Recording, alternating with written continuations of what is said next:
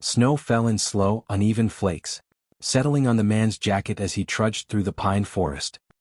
Then came a sound that stopped him cold, a low, ragged growl. He turned. 10 paces away, half hidden under a branch, a gray wolf strained against a steel trap. Her front paw was twisted in steel, blood melting the snow beneath her.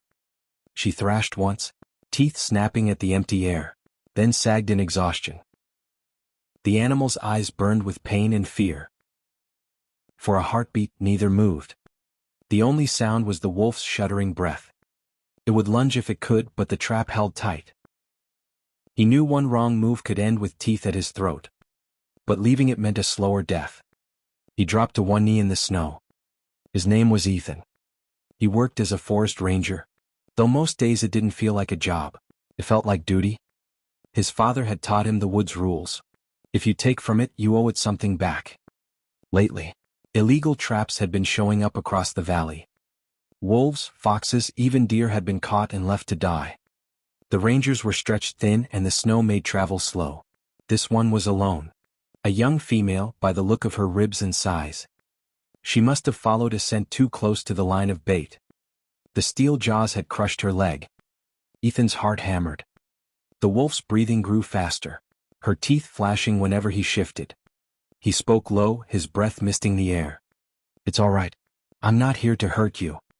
But she didn't know his words, only his tone. He set his pack down carefully, rummaging for the release bar. The wolf flinched at the sound of metal. Every move he made sent a tremor through her. Ethan edged closer, inch by inch, knees wet from melting snow. He reached the trap. The wolf snapped, missing his glove by inches. He froze. Their eyes met. One wild, one human, both desperate. "I know," he whispered. "You're scared. So am I." He laid the bar against the spring, pressed down with all his weight. The trap barely moved. His gloves slipped.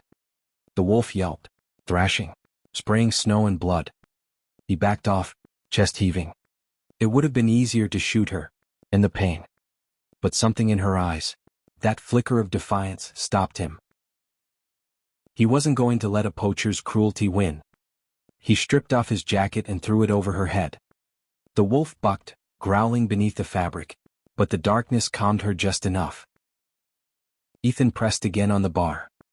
This time, the steel gave way. The trap sprang open with a sharp click. The wolf's leg came free. She didn't run. She stumbled, collapsed into the snow. Ethan pulled the jacket off, keeping distance. Her sides heaved. For a long minute, they just looked at each other, two creatures breathing steam into the frozen air.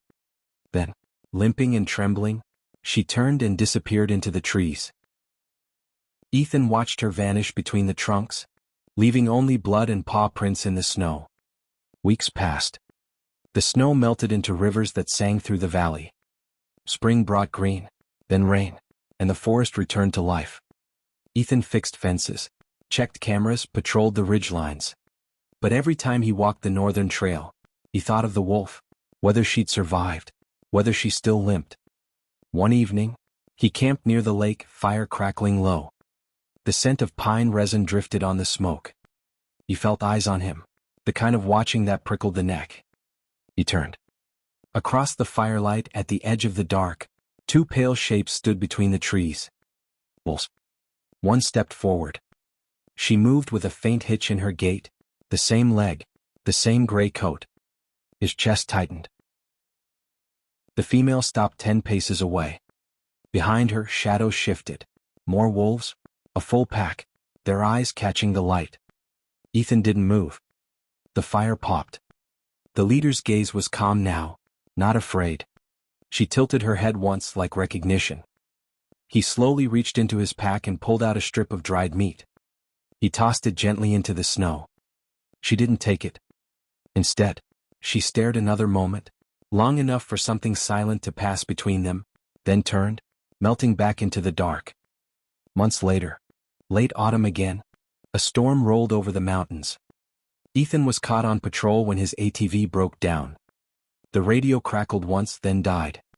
He tried the trail on foot, but the snow came fast, blinding, heavy. He lost the path. The wind howled through the trees. By nightfall, he was shivering uncontrollably, fingers numb. He stumbled into a hollow beneath a fallen log and huddled there, soaked and shaking. His flashlight dimmed to a whisper of light. He thought about sleep.